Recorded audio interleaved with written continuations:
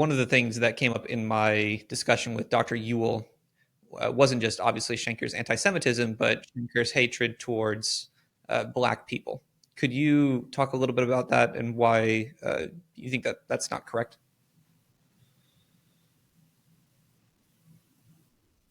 Schenker, we have to understand that Schenker had multiple personalities and multiple views. It's sometimes hard to understand that because he expresses his views so forcefully and emphatically. But as I tried to point out also in my offending remarks, Schenker also could do 90-degree turns. He could one day read something one way and then the next day read something completely differently. Um, and there are scholars, for example, who have shown that Schenker took a 90-degree turn in terms of his views on what's called organicism. So, for example, early on, Schenker believed that there was no such thing as organicism in music. And there's even an article called Schenker the Anti-Organicist, which I think is very good. But he changed his views dramatically on that point.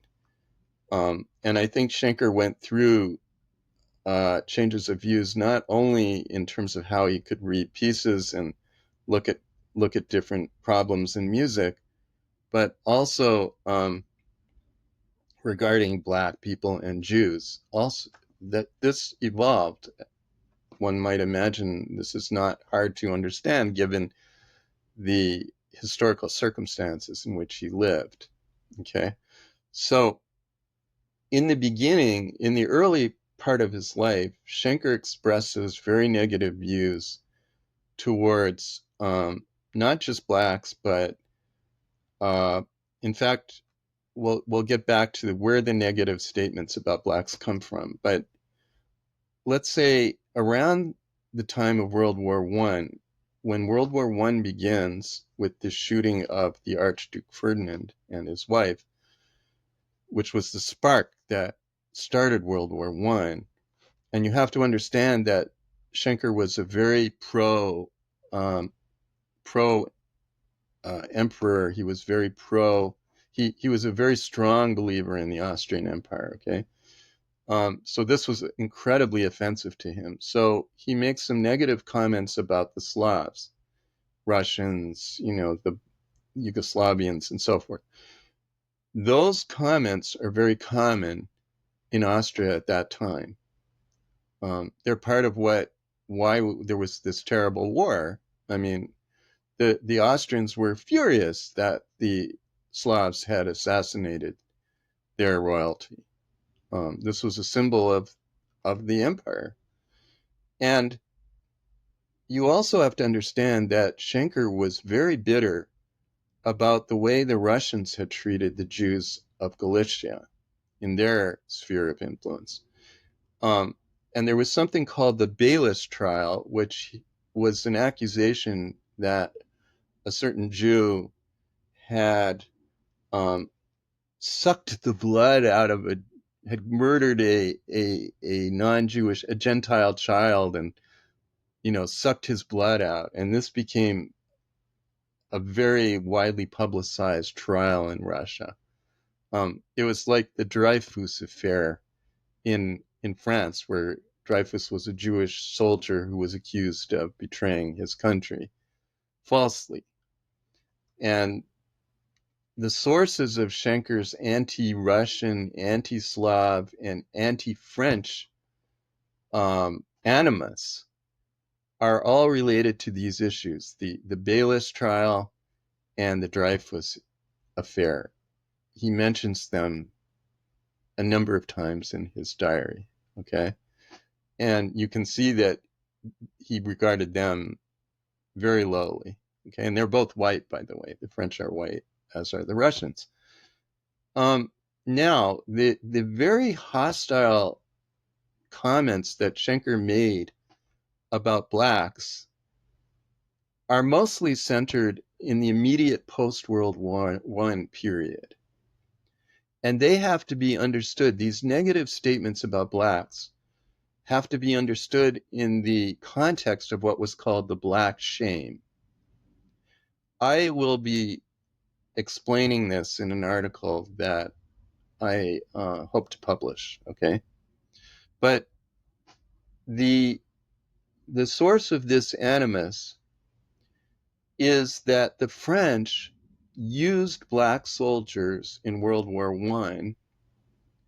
They brought not just black soldiers, but Arabic soldiers from North Africa and Vietnamese soldiers from Vietnam, because those were colonies of France. They brought them to fight in the European theater against the Germans and the Austrians. And this was seen as quote unquote cheating in a certain sense, right? The British also did this, but to a lesser degree. Now, the real animus comes especially after World War I, when Germany was defeated, and part of the Versailles Treaty mandated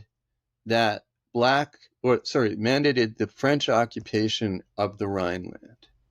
Okay, the Rhineland is a very conservative Catholic region in Germany, mostly small towns, but some larger ones as well, but mostly little, very religious Catholic communities.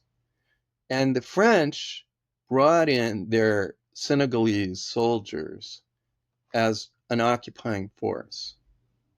And one of the things that they did was, which offended the Germans to no end, was that they compelled the Germans to set up bordellos or brothels in these small towns to service the black soldiers. And the Germans were forced to pay for this as well. Not only were they forced to tolerate this, but they were even forced to pay for it. And this created enormous animus in Germany, and not just in Germany, but also in other parts of Europe, and particularly in America. There was a movement among progressives, ironically, progressives of that time, and this is the most interesting part of it. There was a movement called that, let me back up, that referred to this occupation as the Black Shame. It was called the Black Shame, and it was seen as bad for both the Germans and the foreigners, the blacks, the Moroccans, and the Vietnamese. It was seen as bad for all sides. And the result, by the way, was children of mixed race, especially black and German. They were called Mischlinge, mixtures, and they were persecuted by the Nazis when the Nazis came to power, because the Nazis treated blacks and Jews as both being subhuman. Anyway, but going back to the situation after World War I, progressives in Germany and elsewhere published articles about the Black Shame, and there was a writer by the name of Francesco Nitti, who was a former prime minister of Italy. He was regarded as a progressive, and he violently argued, or virulently argued, that this was a great injustice, that this was morally wrong, and wrong in every way, to foist these foreign troops on Germany and Germans and make them pay for it. And he published an article about this in the Frankfurter Allgemeine Zeitung, the FAZ, which is like the New York Times of Germany. It's a very highbrow, let's say, if you still consider the Times a highbrow paper, which I don't, but at that time it was a highly regarded paper. And Nitti published an article about about this issue, And I have discovered, this is my own original discovery, and I'm telling you for the first time publicly about this, is that Schenker quotes this article by Nitti almost word for word in his article, The Mission of German Genius, which was written at exactly at this, just in the same period. In other words, he must have read the articles by Nitti. He mentions Nitti in communications with friends and sends them clippings of Nitti's work.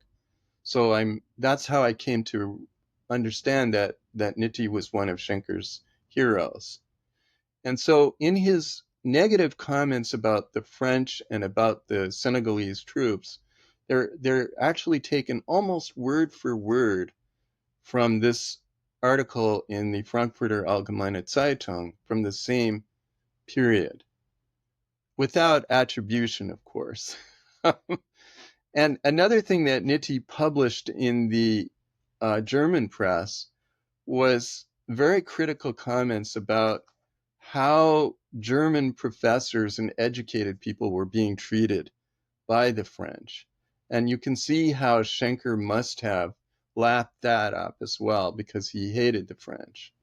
Um, if anyone, Schenker hated the white French more than all the other peoples added together.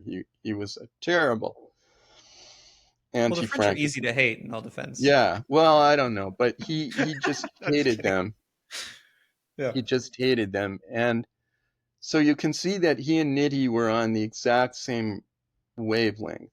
Um, so I'm not justifying what Schenker did and what he said about black soldiers. What I'm doing is contextualizing it. And this has to be read in the context of the time and the feelings all over the world, actually, that what the French had done by using the black and other troops to occupy the Rhineland and subject the people there to these very public humiliations of the bordellos and so forth, that this is the context. And then you have to look at Schenker's other writings, in his letters and in his diary, about blacks. Now, he hardly says anything about them. He's by no means that interested in them, but there are very positive comments about black music in what Schenker wrote. There's a comment where he says how much he enjoyed a recording that he heard of black spirituals. And not only does he like the music, but he says he likes it better than German contemporary music, like serious art music. He prefers black spirituals to that music. And the other thing that's very interesting is what Schenker has to say about jazz, because obviously at that time, most jazz, we're talking now in the 20s and 30s, was still black. There were I'm sure there were white groups then too, but the majority of jazz that people heard, especially in Europe, were touring black American groups. Okay? And in fact, in the diary of another Schenker student by the name of Hans Weisse, I found a detailed discussion of a group. You probably won't like the sound of their name, but they were called the Chocolate Kitties. They toured Europe and even got as far as the Soviet Union. And there was they achieved great publicity and fame and success and all of this. They were lionized throughout Europe. Schenker has positive things to say about jazz. He says that it was a lot more fun than, the awful, serious music that was preferred by the German nationalists and eventually by the Nazis. He actually, and he mourns, in a certain sense, he mourns the fact that the Nazis initially banned jazz from the radio. That, in other words, his comment in support of jazz actually comes up in that context, that the Nazis initially banned jazz. And Schenker mourns that. He says it was a lot more fun than serious German, um, Nazi music. He hates that. He hates marches. He hates, the Nazi music. And Schenker's, so again, you have to understand, where do these comments occur and why? What is the context? And they are very context dependent. And what is the source of these comments and these views? Um, and so, actually, in practice, and especially later, once he saw what the Nazis were doing, Schenker's views radically changed. So, after he died in 35, but so he didn't see the full extent of what the Nazis did. But already Schenker said, and this is absolutely crucial, already in 1933, after Hitler took power, Schenker said, "We Jews have to save German music from the Germans." Think about that. We Jews must preserve German music because the Germans have lost it. That's really something. You have to understand these things in order to understand and properly evaluate all of Schenker's views on these matters. You can't just take these quotes, incomplete quotes, mistranslated sometimes out of context. You just can't. What would you say about his argument that we exist in a white supremacist patriarchy? As supremacist might be a strong word. We exist in a white male patriarchy, and this is in part the reason why at our institutions we support people like Schenker and the composers that we look after, Bach, Beethoven, and Brahms, and why we don't study people like Florence Price, as an example. Well, let me give you a clear answer to that. Florence Price is mediocre at best, and Beethoven is not. I mean, Beethoven is high quality music. Um, and this gets to the point of meritocracy. I don't think that the reason that we study the composers that Schenker was interested in is because they were white or male, but because that's in a certain sense irrelevant. What matters is the quality of the music. And what matters is the message that's in the music, that's embedded into the music. So I don't think that the reason that we study, let's say, Haydn, Mozart, Beethoven, Chopin, Schumann, whatever, is because they were white or because they were male. It's because their music has great depth and integrity and many other qualities that make it great. And that's why they're important, not because they were white or because they were male. And I do believe that Florence Price and other people who were partly black, um, that that's also irrelevant. Their music is just mediocre. That's all. It's not. It's not a mystery. That's why they're not so important. It has nothing. In other words, I don't accept the idea that there is that race or gender actually play a role in these decisions or in these choices. Let's say. I think that it really boils down in the final analysis to the other factors that I'm talking about. For example, Beethoven had a friend who was black. He was a black violinist. His name was Hightower, and Beethoven wrote the so-called Kreutzer Sonata for Hightower, actually. Um, and Hightower was very, very successful in Europe. And why was he successful? Not because he was black.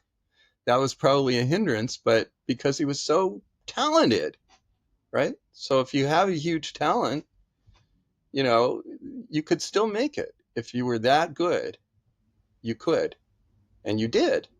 I mean, the Chevalier de Saint Georges, who's another case, I mean, he's not Mozart. Calling him a black Mozart is ridiculous.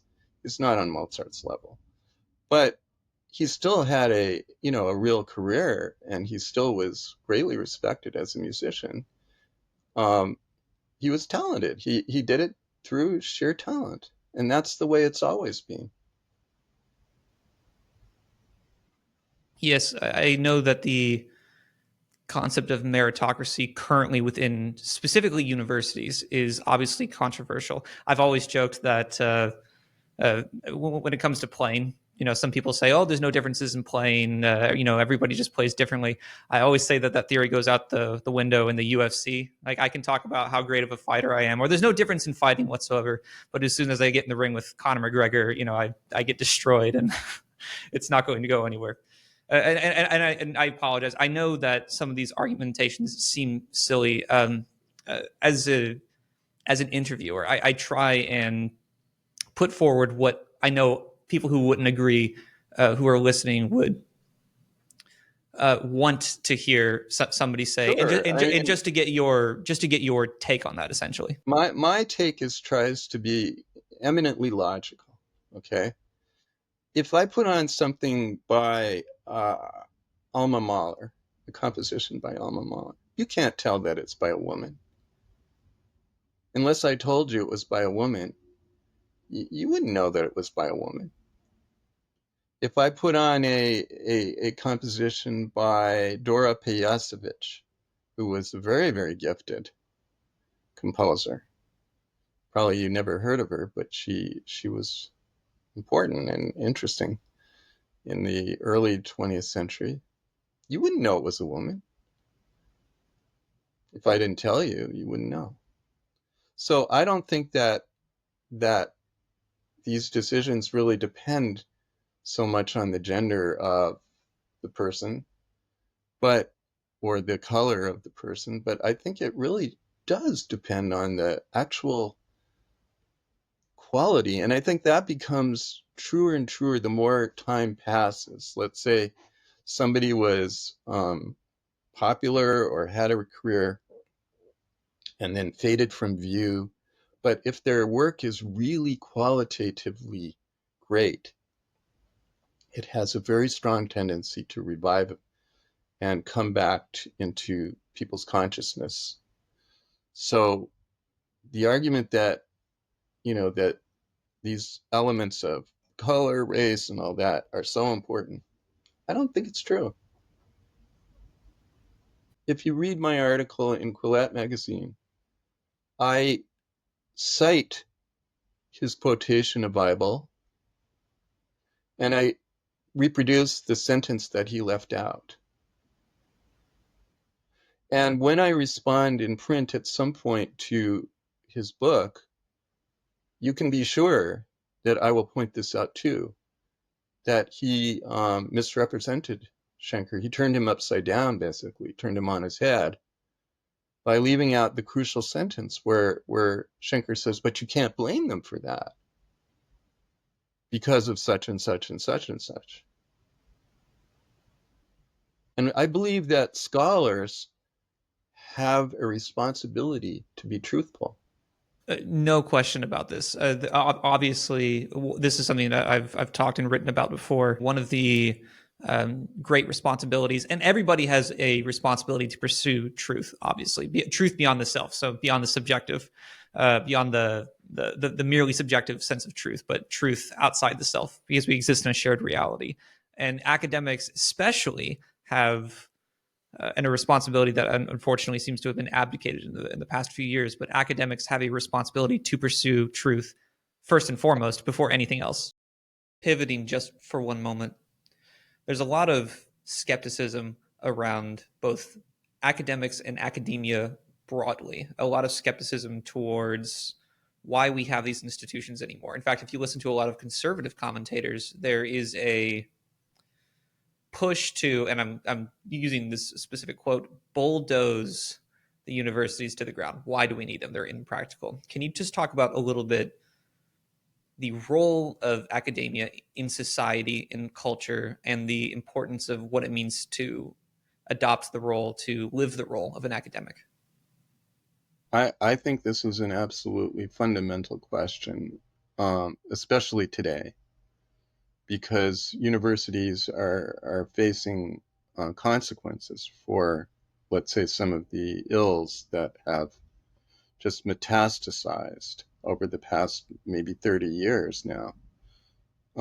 So I see the role of the universities as seekers after truth and teaching students how to think, but not what to think. So for that, you need to learn what I call dialectical thinking. And that grows out of, dare I say it, the Greek tradition, not the African tradition, but the Greek tradition of Plato and of Socrates, Socratic reasoning. So Socratic reasoning is where you expose different ideas and you hold them up for critique, right? So it's very important to allow people to have their say. And that's why in the symposium, first of all, I called it a symposium because I wanted it to be like a Socratic discussion. I wanted different points of view.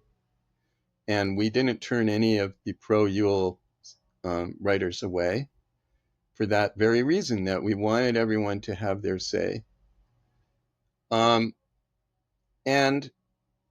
I see the development of dialectical thinking in the universities as absolutely crucial to giving our society the opportunity for a real education. I believe it's no less important in the sciences than in the arts and in the humanities, that kind of dialectical thinking. In other words, every idea, every claim, I agree, should be subjected to careful criticism, testing. Does it really work? Does it hold true? What is the evidence? We need to look at the facts, and facts are very important in the humanities and in the sciences. So, for example, in my field, the facts are Schenker's writings, not just his publications, but his diary, his letters, and we need to investigate those primary sources very, very carefully to find out, quote unquote, what's true and what's false. And we shouldn't begin with an ideological slant. Rather, we should evolve our interpretation from our dialectical study of the sources. So, in my opinion, what we need is more free speech, not less. And what happened to me was that my university shut down the venue, the platform in which this dialectical investigation could possibly take place. And I see that as absolutely anti-educational, anti-scientific, anti-democratic. And what we need, as I said, I'll say it again, is we need more free speech, not less.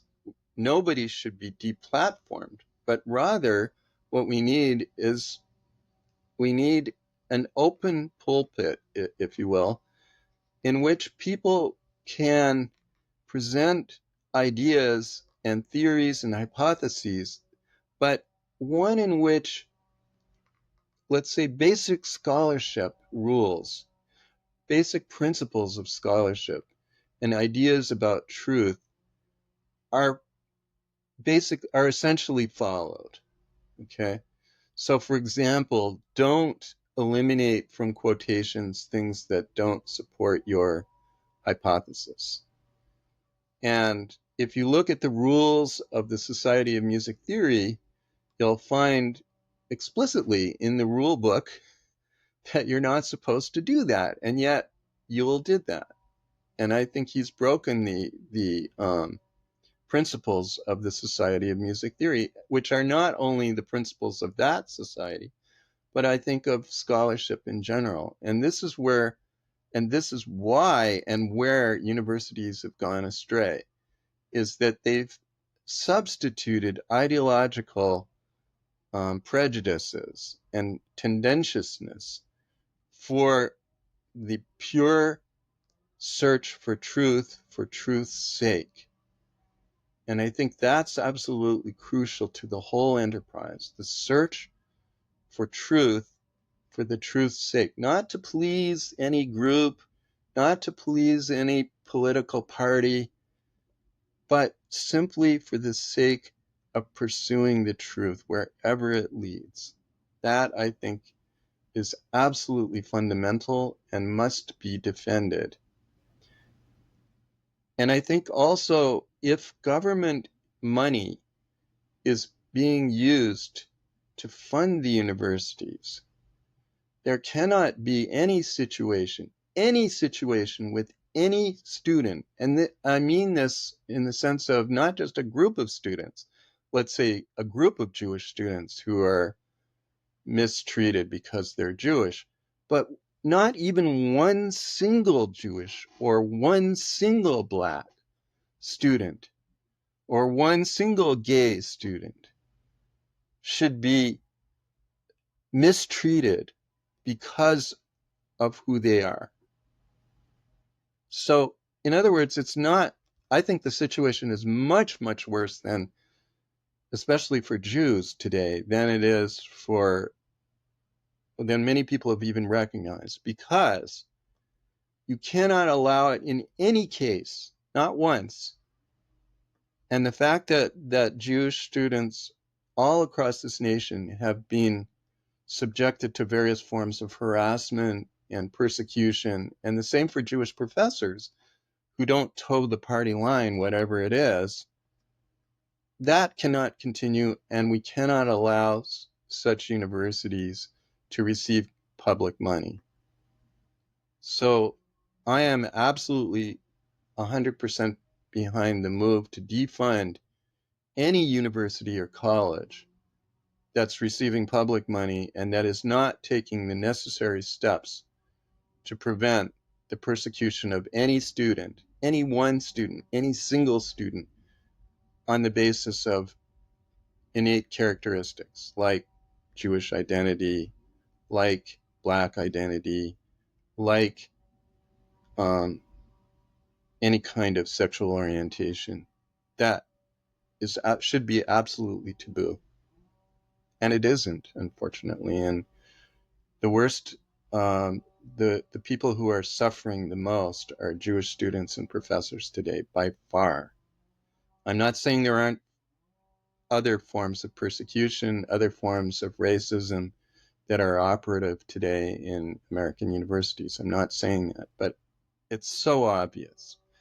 It's so painfully obvious that Jewish professors and students have been singled out for persecution and harassment in various ways that it can't go on. It can't be tolerated anymore, in my opinion. I don't think the universities have to be razed to the ground. I think that's taking it too far.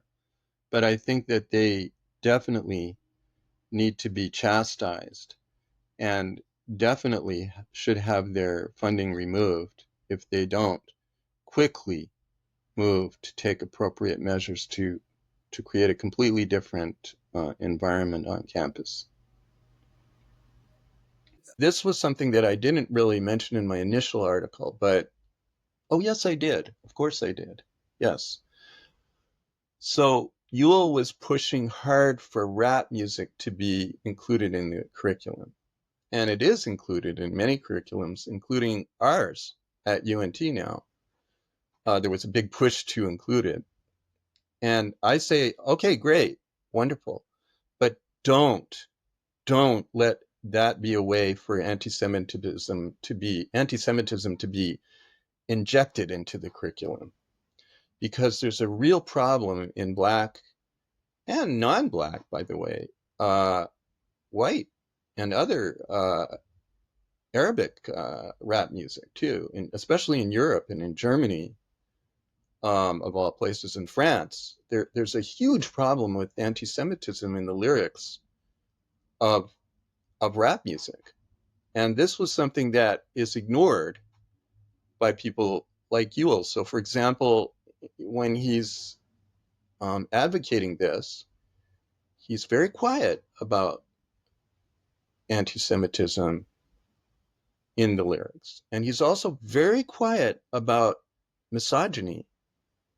And I pointed this out in my original article, in the 2019-20 article, that this is a real problem in rap music and hip hop, and it needs to be addressed.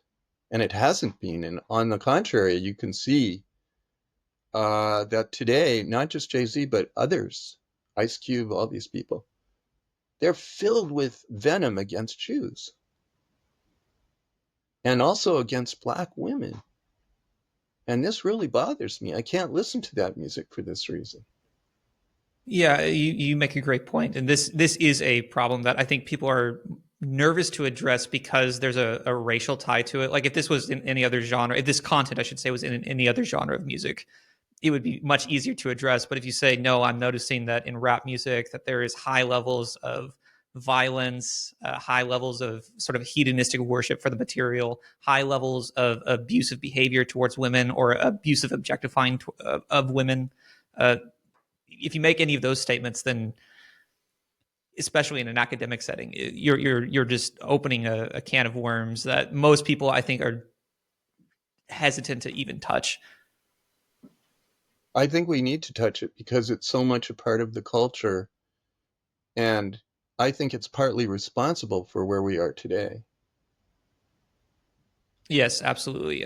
Music and people, I think, fail to make the connection that why art is important. I sometimes I ask my music colleagues, why is music important? And that's a very difficult question for them to answer because they don't know. Uh, but music, sculpture, architecture, art, many of the things that I've spoken about on this podcast before with other guests is the thing that shapes the culture. And you want a healthy, thriving culture. And that's why great art, great music, great sculpting, great poetry, great paintings are so important.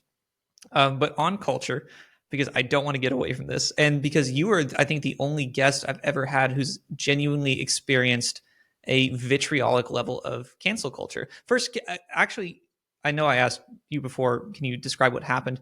Can you just describe the experience of what it's like to have to go through that? I mean, that's a very foreign experience that most people won't have to experience. What is cancel culture like on a personal level? So it was incredibly hard. I can only tell you that. And a lot of my grad students were encouraged to no longer study with me. And I remember one of my grad students wept. We had a Zoom meeting and she cried because she was so ashamed that she couldn't continue to, so she was advised not to study with me anymore because she really liked working with me. Um, I mean, I just can go on and on. All but one of my then doctoral students dropped studying with me. Um, as I said, over the years, students have come back, and some students, I'm sure all the students know about this, and they choose to study with me anyway because they believed that I was right and that I spoke truth. And you see, the reason why Socrates there is drinking the hemlock is because he spoke the truth. Or as he saw it, he spoke the truth. He didn't cave into what people wanted him to say. He was what Socrates called himself a gadfly, right? He refers to himself as a gadfly. A gadfly is somebody who bites and annoys people. And he saw that as his role in society because he felt that was the only way to get at the truth, right? And just like you challenged me, I felt I had to challenge the whole ideology that I felt was taking over academia and on false grounds. And so I stood up and said, no, it's not that way. And I don't care how many people in the Society of Music Theory or in the Society, American Musicological Society, think I'm wrong. I know I'm not wrong. I know I'm right about certain things. And they're the ones who are wrong. And I was determined to see it through. So the first victims, I don't know if you're aware of this, but the first victims of the Nazis and the communists were the professors.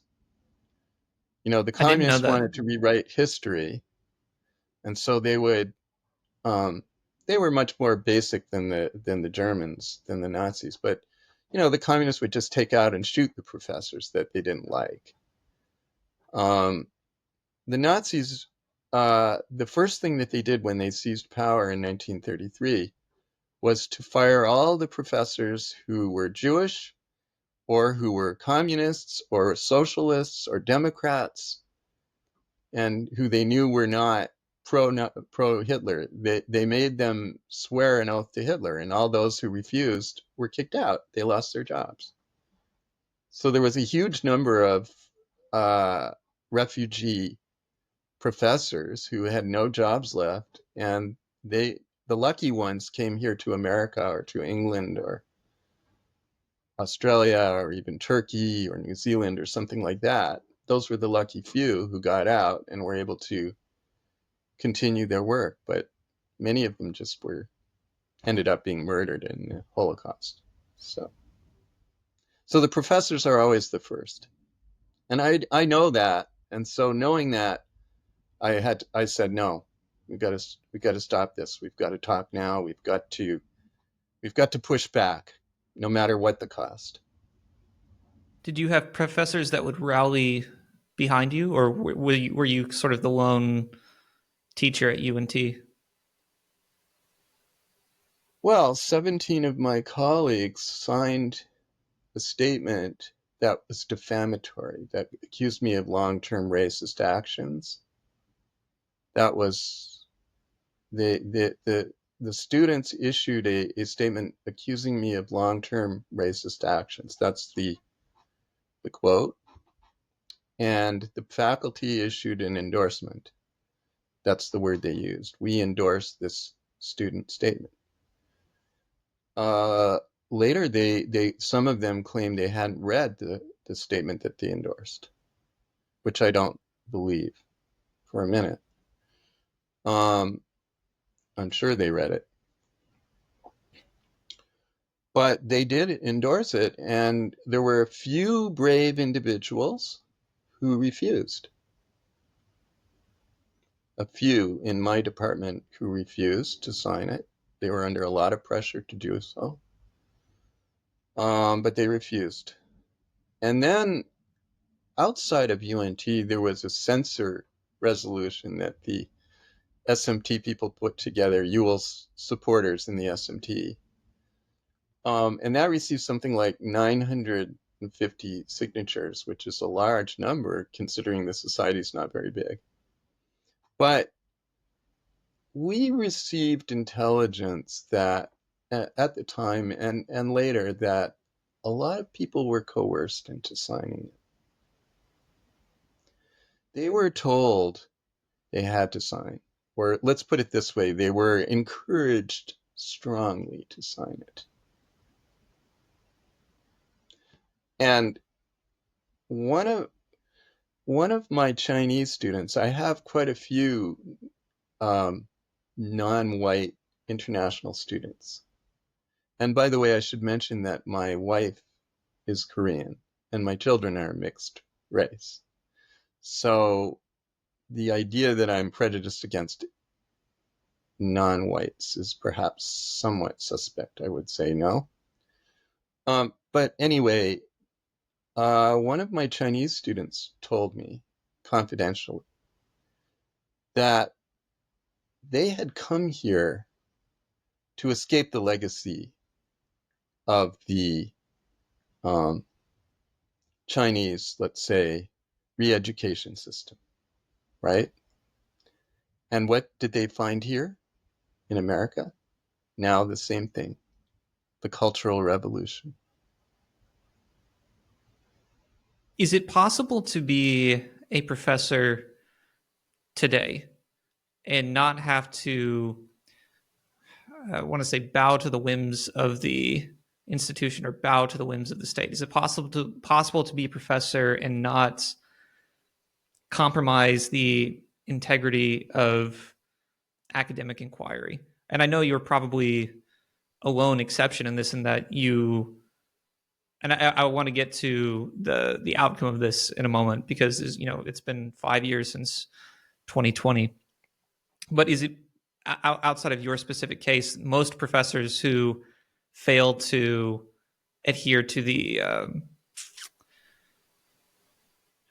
I don't know why I'm dancing around this. This is ridiculous.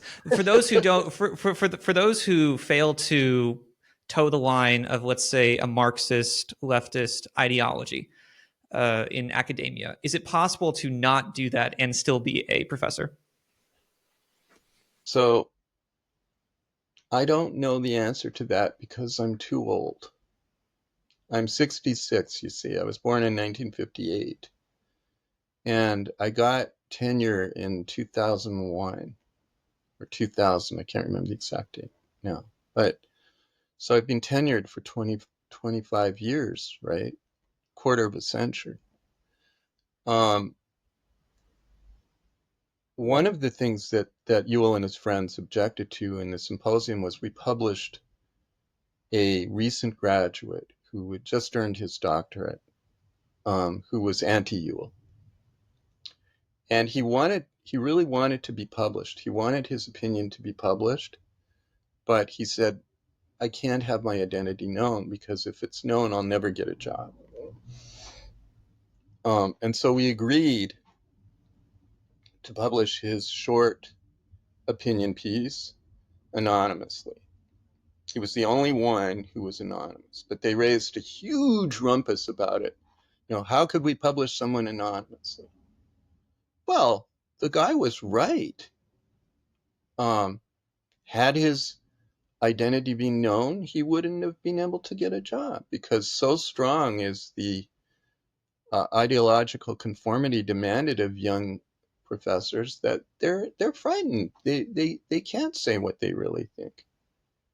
Now, there are true believers among the young scholars who've been educated in this nonsense, but what can they do? They want to work, they want a job, they want a position, and in many ways they deserve it. They've worked hard, they've sacrificed a lot to earn their degrees and do their research and do everything they've done. So who am I to say to them, you've got to stand up and sacrifice your life and your career and your opportunities to stand up? I don't want to be a holier than thou. No way. No. I think that the responsibility for this falls on the senior scholars. In other words, it's up to us. It's up to the senior scholars, the people who have tenure, who had it for a while, and who are established scholars, to stand up and call out things that deserve calling out. I don't mean fortuitously or, without thought. I mean to call out those things which are just false and misrepresentations and violations of truth and of scholarly ethics. That's our responsibility, not the young scholars.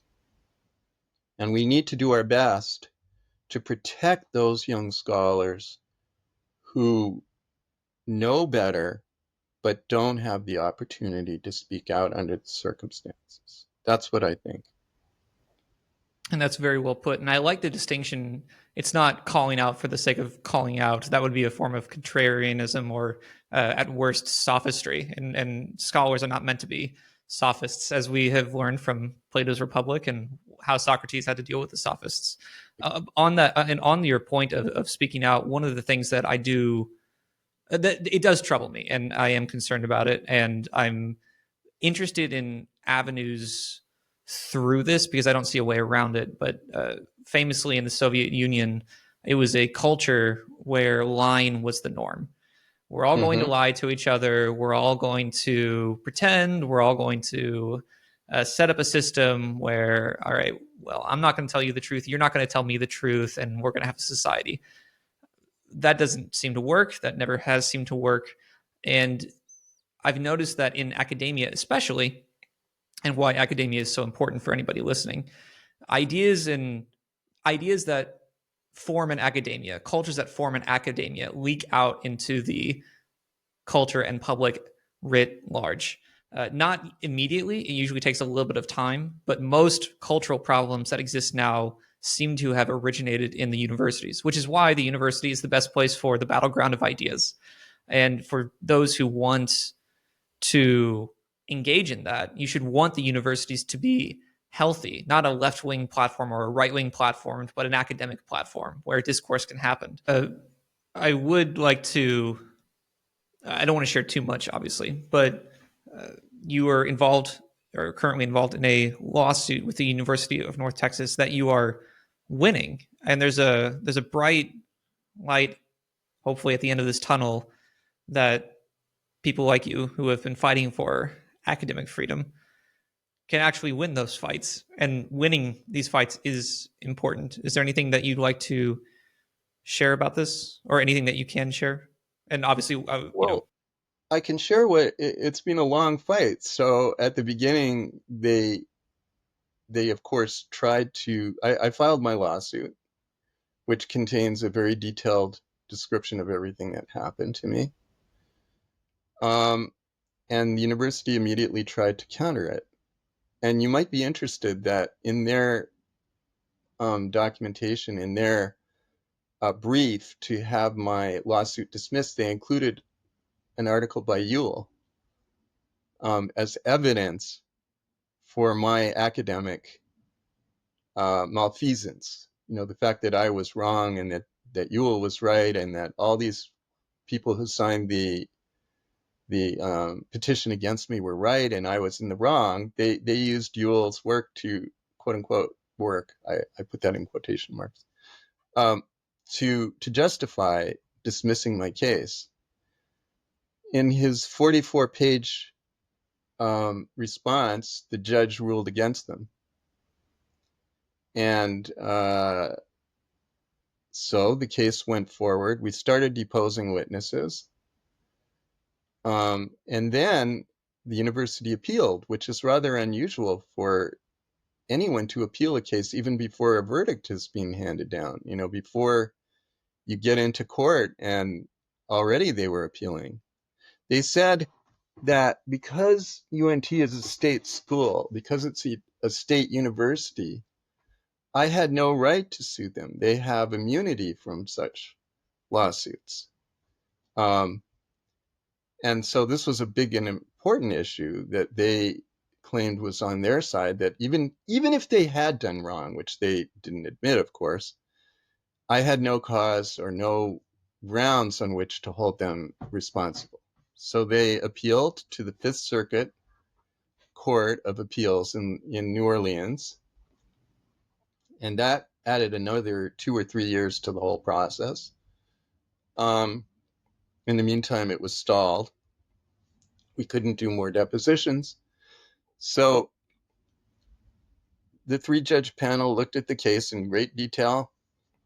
Everything was submitted. All the evidence was submitted, which was now a lot of evidence, thousands of pages. They looked at that and they ruled against the university. They said, of course he can sue you. Of course you're responsible. Of course you knew what was going on. I sued the trustees as well as the colleagues. I said, they said, oh, well, we didn't know. We didn't know.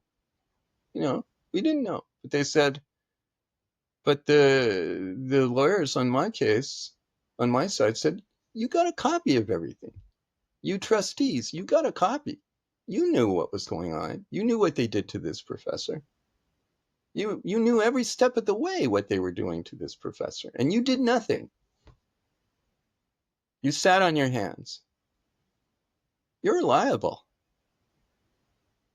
So they lost that, and then we went back. The case was quote unquote remanded to the federal court, and we went back, and they said, okay, Now go ahead with your depositions. So we finished all our depositions. My lawyer applied for what's called summary judgment. So what summary judgment is, I learned a lot about this whole case from this thing. I never had any kind of legal background ever, and any of this stuff was all new to me. But anyway, what summary judgment means is that the judge looks at all the evidence and he says, based on this evidence, your allegations are true. Now the issue becomes, what punishment fits the crime? Okay, that's the issue then. All right, so they are guilty of X, Y, and Z, but then the issue is just simply what kind of punishment is appropriate. At that point, the university said, enough. We don't want to continue. Let's settle. Let's find some settlement.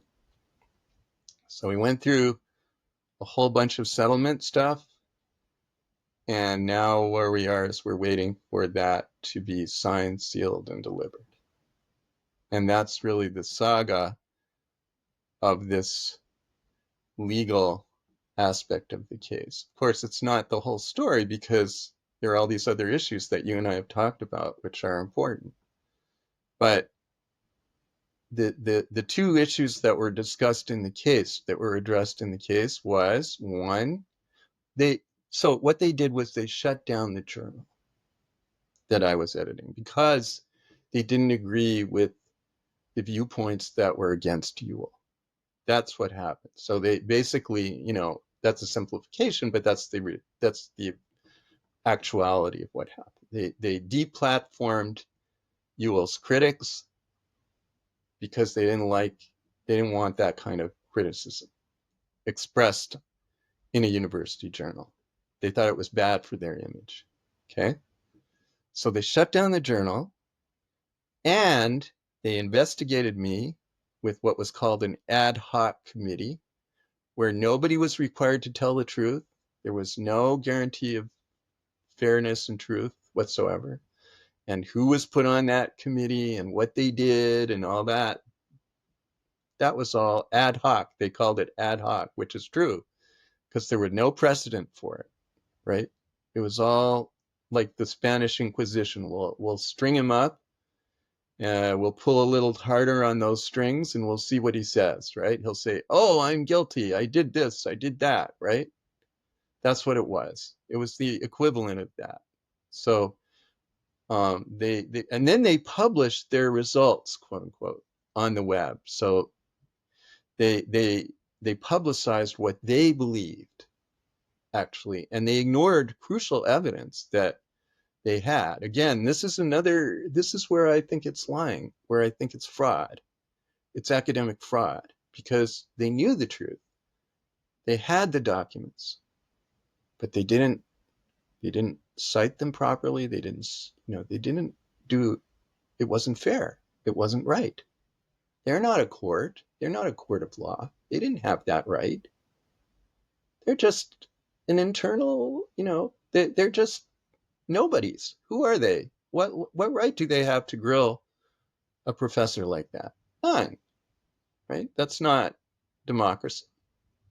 So anyway, they did all those things, and then they signed these petitions, and they claimed that it wasn't defamation, but we said it was. We said, I'm not a racist. I didn't engage in racist actions, right? I'm not anti-black. I'm not. But they claimed I was. So we said, prove it? Where's the basis? Where did I say, is there any time where I ever approached black people and said, you're inferior, this kind of thing? No, never. I don't think like that. I don't agree with that either. So all of that was illegal, and it was defamatory. It was a violation of the First Amendment. It was also defamatory under Texas law, which is a little bit different than federal law, okay? But it was illegal. And so that's what happened. I won not because I can I just add something? I won Please. only because I had the truth on my side, not because I'm smart or clever or cunning or because my lawyers are wonderful, although they're very good, but only because I had the truth on my side, only because the record showed. And we had all the email correspondence, fortunately, because you see, the symposium was put together during COVID when we weren't having face-to-face meetings for the most part. And so all the dialogue about sending out the call for papers, assembling the symposium, getting the people's opinions and all that, and editing them, all of that, there's a paper trail. And at no point did anybody show any kind of racist uh, attitudes towards Ewell. And if anything, the concern was about anti-Semitism. And that's all in the record. And I will say this, that at some point, you see, this is all public record because once these things go into the court record, which they do, they all become public. So when the case is over officially, um, we will make all of that available on a website. So anybody who's interested can see exactly who said what when and who wrote what when. And the later depositions, which in some ways are the most important ones, in some ways, those were all videotaped. So people will be able to watch the people giving their testimony, and they can make up their own minds as to whether these people are telling the truth, whether they're honest and upright, and whether their sense of morality is strong. They'll be able to decide on their own. And that's eventually released. Be sure to send that to me, and I will obviously include it in the link in the description of this video, so people can watch that. Sure, sure. The last question I always ask every single guest, partly because criticism is easy, but also because I'm always fascinated by what people are able to foresee into the future that is helpful and hopeful and actionable, most importantly. So, the question I always ask, and the question I pose to you, Professor, what is a positive vision of the world that you would like to manifest? A positive vision for the future that you would like to manifest? Well, I'd like to see academia be a colorblind um, meritocracy, for one thing, where and gender blind too. So I don't want people's gender or their sexual priorities or orientation. I consider all these things to be private matters. I don't want that to influence any decision on hiring or firing people. I want it to be entirely based on merit um, and demonstrable merit. So if I'm looking at somebody's CV and looking at hiring them possibly, I want to be able to look at it objectively as possible. I know there's always a subjective element, but um, I want to see a CV that's filled with credentials, that the person has a lot of experience, that they accomplished a lot in their field. Um, so I want that meritocracy to be front and center and no longer to have any kind of influence from color, race, gender, sexual orientation, or anything like that. I want all that stuff swept aside. Um, I think that we have a serious problem with anti-Semitism again. It seems like this is endemic and that we need to get rid of it. And so I applaud the government's efforts to crack down on that. Um, I think we really need to get that out. I think we have to be careful when designing our curricula that we don't import more of it, and that's why I raised the issues about rap and hip hop in particular. Not because I don't like the forms, not because I don't like the genre, It's because I don't like the importation of these prejudices into young minds who can quickly and easily be influenced by those kinds of things. So I It's want to the get form, not the content, or it's the right. content, I not the want form. to get right. It's the content, not the form, right? So I want to make academia a fair and noble place to be where you can really have discussions like you and I have had and like Socrates had with his followers, where you can genuinely criticize and not be canceled. Um, I don't think that the whole issue in my case, in the legal case, is whether I'm right or wrong, actually. The case was about whether I had the right to express my views. And I believe that if you don't have the right to express your views, and I'm talking about considered views, okay, not just off the top of my head. They tried to pretend that they were off the top of my head and that I didn't know anything about anything, but actually I have read a lot, and there was a lot in my article which I didn't footnote, but could have. All right, but it was an opinion piece, not a scholarly article. Okay, but that's the point: is we need more dialogues. We need more dialectical thinking. We need to teach our students how to think critically and not just swallow authority. You know, so and so says this, so it must be right. We need proof. We need to be constantly searching for proof and thinking critically and questioning. And that's what I feel is so important in academia. And that we've lost that too much in the past, let's say, 20 years. We've been on a trajectory down, and now we have to go back up. We need to build our way back up, revive Platonic thinking, Socratic dialectics. We have to revive all that stuff and make sure that our students get a thorough education now, and that they're not just taught to be a bunch of parrots who parrot the ideology of their misguided teachers. Let's put it that way. So that I do see positive changes ahead, but it's going to take time. It's not going to happen overnight because these problems have germinated for a long time, and it's going to be very difficult to address them. Professor Jackson, it's been a great conversation. Thank you so much for your time. I can't tell you how much I appreciate it, genuinely. Thank you.